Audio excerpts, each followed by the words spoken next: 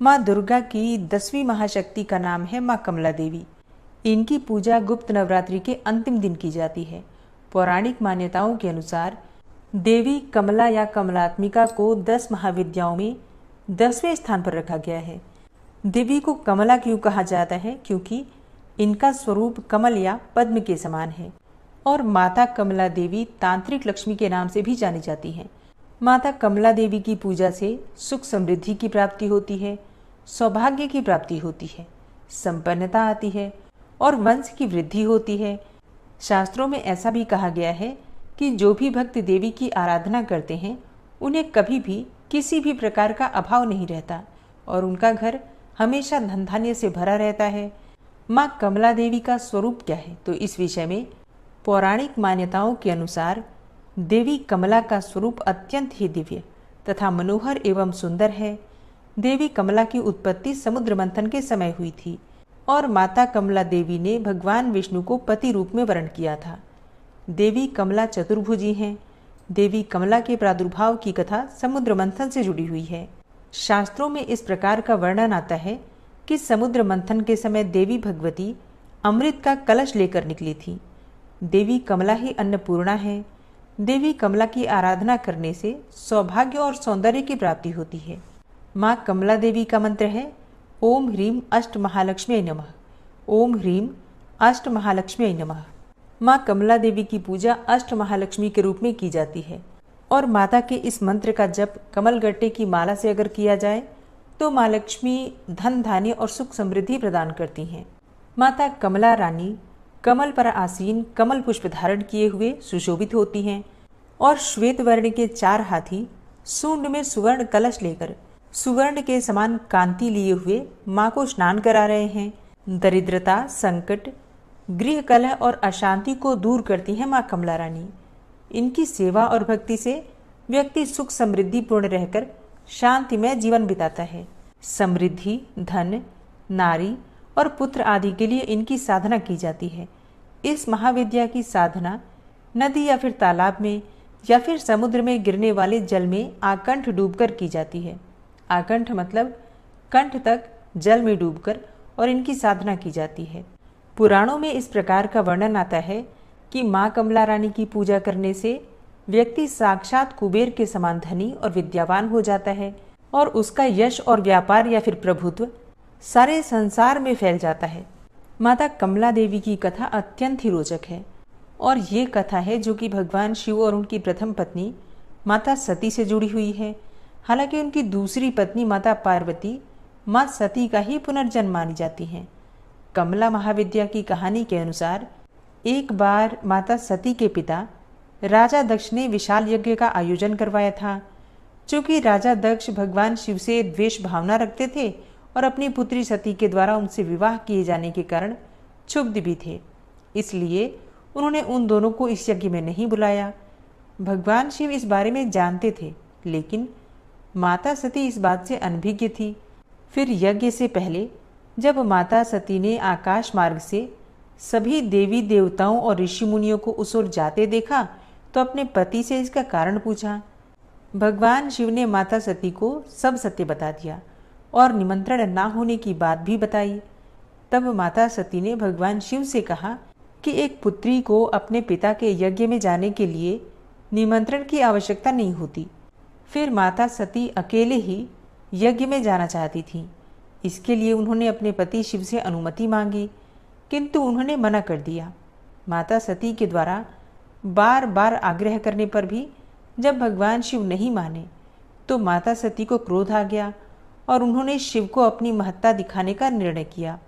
तब माता सती ने भगवान शिव को अपने 10 रूपों के दर्शन दिए, जिनमें से अंतिम रूप कमला माता थी। माता रानी के यही 10 रूप 10 महाविद्या कहलाए, जैसे कि काली, तारा, षोडशी, भुवनेश्वरी, भैरवी, छिन्नमस्ता, धूमावती, बगलामुखी और मातंगी। और फिर 10वीं महाविद्या माँ कमला देवी हैं। माँ कमला देवी के नाम के अनुसार उन्हें कमल का पुष्प अत्यंत प्रिय है और इसलिए नवरात्रि के अंतिम दिन अगर संभव हो तो कमल का पुष्प अवश्य अर्पित करना चाहिए। माता लाल रंग के वस्त्र धारण करती हैं और इनका वर्ण है सुनहरा। बाल खुले हुए हैं और कई प्रकार के सोने के आभूषणों से सुसज्जित हैं। माता ने मुकुट पहना हुआ है और भगवान शिव की भांति उनके भी 3 नेत्र हैं तथा वे एक सरोवर में कमल के पुष्प पर ही विराजमान हैं। माता जिस सरोवर में हैं वहाँ भी उनके आसपास कई कमल के पुष्प खिले हुए हैं। माता रानी के 4 हाथ हैं, जिनमें से 2 में उन्होंने कमल के पुष्प ही पकड़े हुए हैं तथा 2 हाथ वर और अभय मुद्रा में हैं। माँ कमला को अपने गुणों के कारण सभी देवियों और महाविद्या में सर्वोच्च माना जाता है। माँ कमला से संबंधित रुद्रावतार कमलेश्वर महादेव हैं। माँ कमला को माँ लक्ष्मी के समान प्रकाश पसंद है तथा वे अंधेरे से दूर रहती हैं। इसलिए नवरात्रि के अंतिम दिन दीपदान जरूर करना चाहिए। कम से कम 9 दीपक जलाकर और अपने घर के मंदिर में माँ के सामने स्थापित करके वहीं बैठकर माँ कमला के मंत्र का जप करने से माता प्रसन्न होकर मन चाहा वरदान देती हैं। माता कमला की पूजा तांत्रिकों के द्वारा मुख्य रूप से की जाती है और इसीलिए इन्हें तांत्रिक लक्ष्मी भी कहा जाता है। वैसे तो माता कमला देवी सती या फिर देवी पार्वती का रूप हैं, लेकिन उन्हें माँ लक्ष्मी के ही समान माना जाता है। माँ कमला देवी ये दिखाती हैं कि देवी पार्वती ही देवी लक्ष्मी हैं और देवी लक्ष्मी ही देवी पार्वती हैं, और देवी लक्ष्मी या फिर पार्वती किसी भी स्वरूप में साधक उनकी आराधना करें, माता उनकी समस्त कामनाओं को पूर्ण कर ही देती हैं। गुप्त नवरात्रि के अंतिम दिन नित्य कर्मों से निवृत्त होकर स्नान कर लीजिए। स्नान करने के बाद साफ स्वच्छ वस्त्र धारण करके माँ की आराधना करनी चाहिए। माँ को प्रिय है लाल रंग, तो प्रयास करें कि आज आप स्वयं भी लाल रंग के वस्त्र धारण करके ही इनकी आराधना करें। सबसे पहले माँ के सामने शुद्ध घी का दीपक जलाकर और पूजा का संकल्प ले लीजिए कि आज आप माँ कमला देवी की पूजा करना चाहते हैं। अब जैसे कि अगर आपकी कोई भी विशेष मनोकामना है तो अपनी मनोकामना का संकल्प लेकर भी पूजा कर सकते हैं, नहीं तो वैसे भी निष्काम भाव से माँ की आराधना करते हैं तो मन की समस्त कामनाएं निश्चित ही पूर्ण हो जाती हैं। इसके बाद माँ दुर्गा का विग्रह अगर आपके पास है तो आप उनका अभिषेक कीजिए। माँ लक्ष्मी का विग्रह है तो आप उनका भी अभिषेक कर सकते हैं। अभिषेक आप पंचामृत से भी कर सकते हैं, जल से भी कर सकते हैं, गंगा जल से भी कर सकते हैं। फिर माँ को लाल रंग के वस्त्र अर्पित कीजिए और धूप दीप अक्षत पुष्प इत्यादि सभी चीज़ें अर्पित करके विधि विधान से माँ की पूजा कर लीजिए।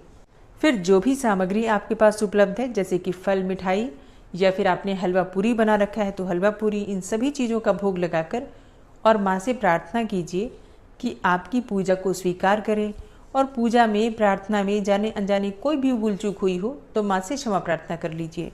मंत्र जप करना चाहते हैं तो मंत्र जप कर सकते हैं या फिर दुर्गा सप्तशती या फिर सिद्धकुंजिका स्तोत्र का भी पाठ कर सकते हैं। देवी कवच हो या अर्गला हो, कीलक हो, इनका भी पाठ किया जा सकता है या फिर दुर्गा चालीसा या नवाण मंत्र का जप आप कर सकते हैं। ठीक है, मतलब माँ लक्ष्मी के या फिर माँ दुर्गा के मंत्रों का जप आज के दिन करने से अत्यंत शुभ फल की प्राप्ति होती है। माँ को लाल गुड़हल या फिर गुलाब के पुष्प या फिर कमल के पुष्प अर्पित कर सकते हैं, जो भी आपके पास उपलब्ध हो। ठीक है, तो विधि विधान से माँ की पूजा कर लीजिए।